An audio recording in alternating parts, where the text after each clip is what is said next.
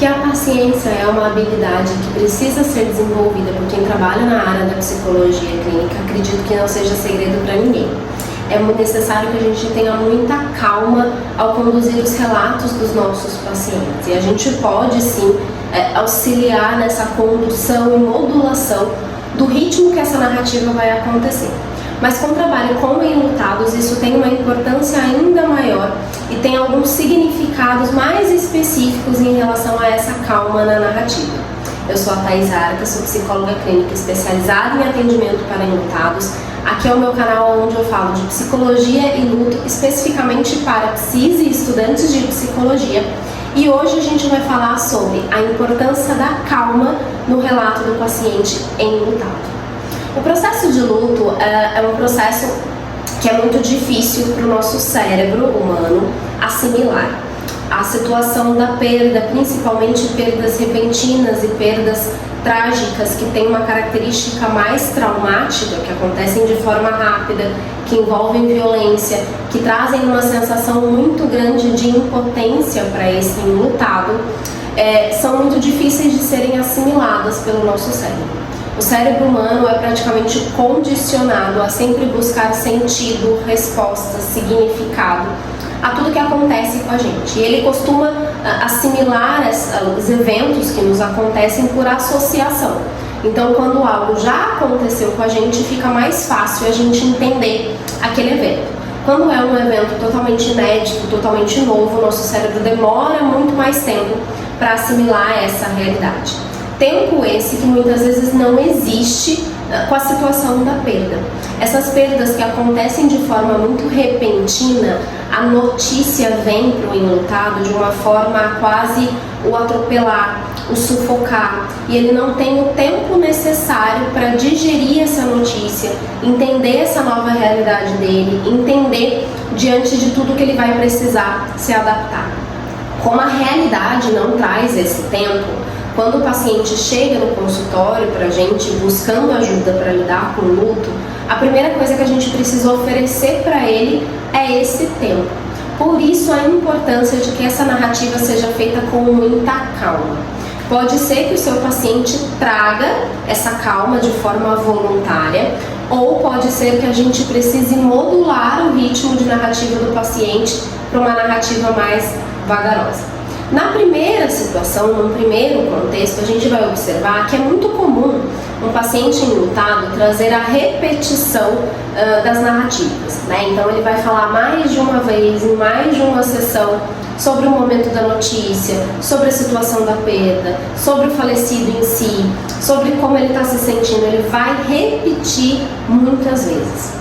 Na graduação de psicologia, a gente é meio que treinado a entender que muitas vezes a repetição do paciente significa que o nosso trabalho não estaria sendo bem executado, que a gente não estaria tendo um bom desempenho enquanto psicoterapeuta, porque aquele paciente não está conseguindo elaborar a situação.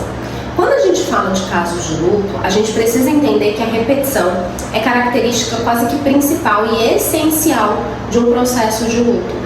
Exatamente por esse processo cognitivo cerebral de tempo necessário para assimilar essa nova realidade.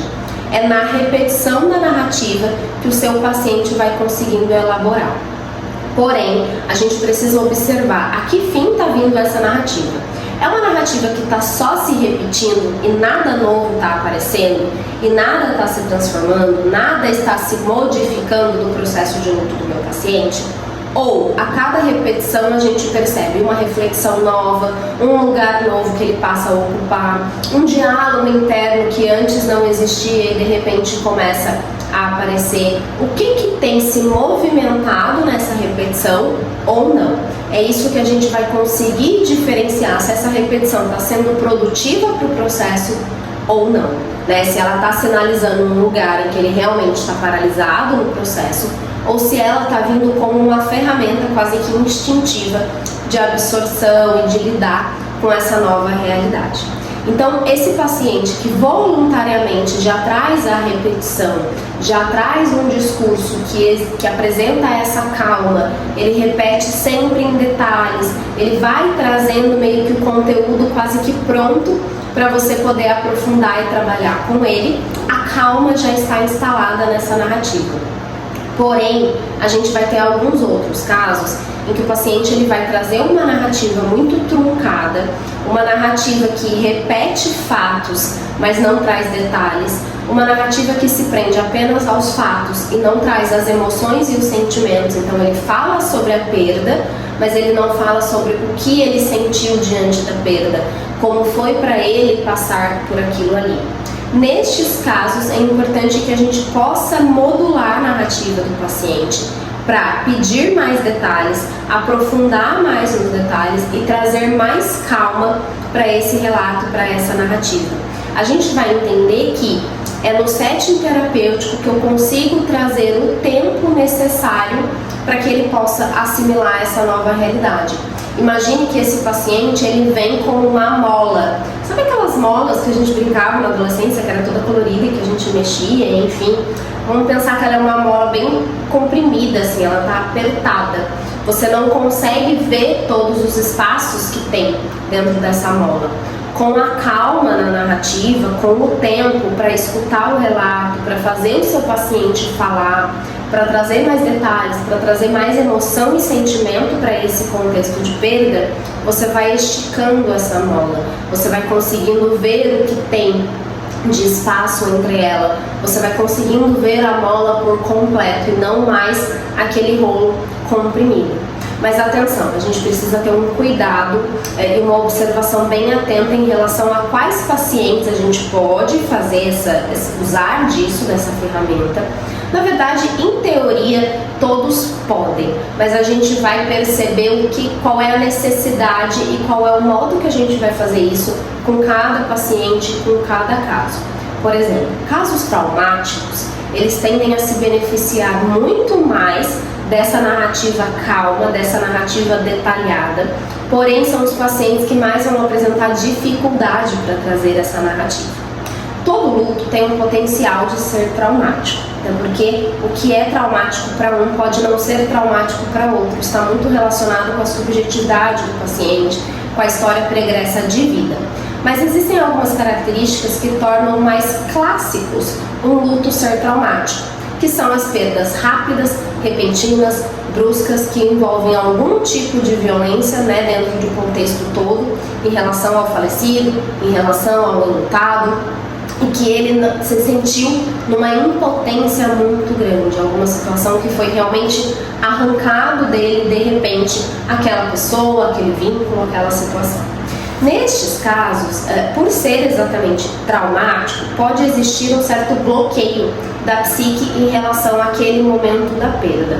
Ou ainda, toda vez que o indivíduo entra em contato com as circunstâncias da perda, ele pode ter uma reação emocional muito brusca, muito catártica.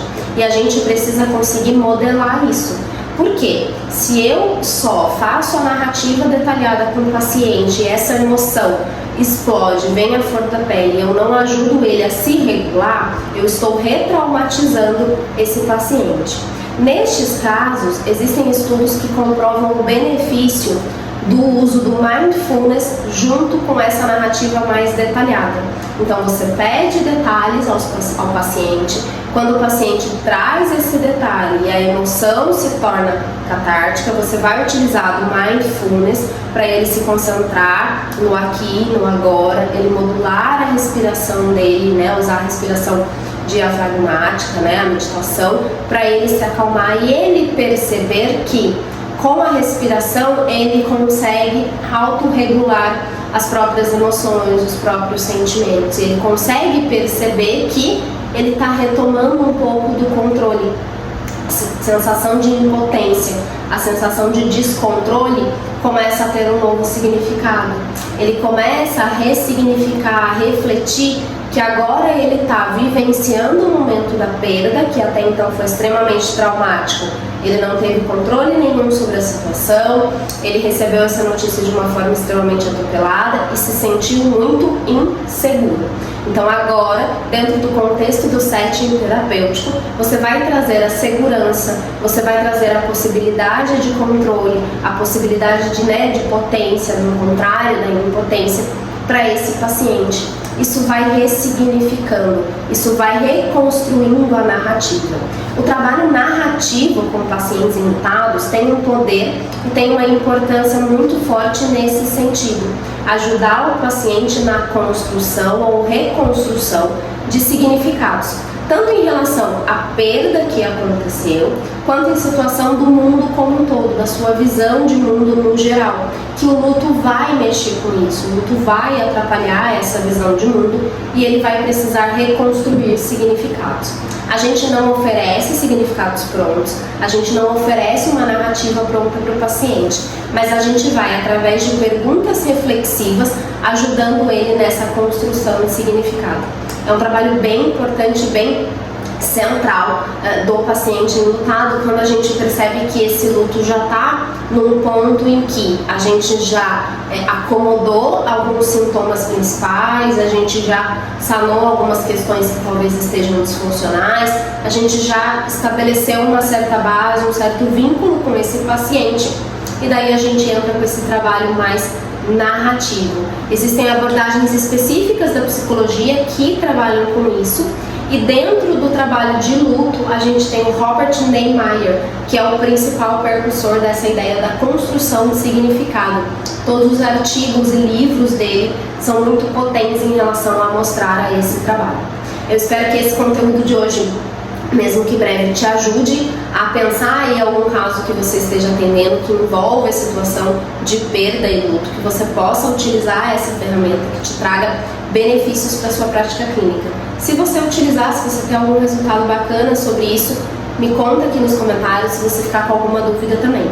Se você gostou desse conteúdo, clica aqui no curtir e aproveita e segue o canal, que toda semana eu estou trazendo vídeo novo para falar sobre psicologia e luto dentro da prática clínica.